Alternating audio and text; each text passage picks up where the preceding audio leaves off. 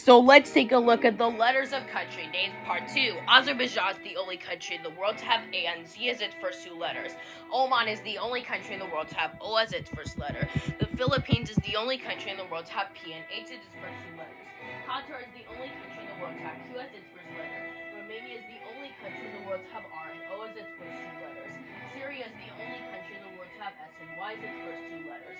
Ethiopia is the only country in the world to have E and T as its first two letters. Kyrgyzstan is the only country in the world to have K and Y as its first two letters. Hungary is the only country in the world to have H and U as its first two letters. Kenya is the only country in the world to have K and E as its first two letters. Sri Lanka is the only country in the world to have S and R as its first two letters. Spain is the only country in the world to have S and P as its first two letters. Uganda is the only country in the world to have U and G as its first two letters.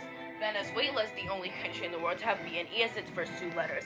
And Zimbabwe is the only country in the world to have Z and I as its first two letters. Thanks for watching this video. Please make sure to subscribe for 250,000 legends.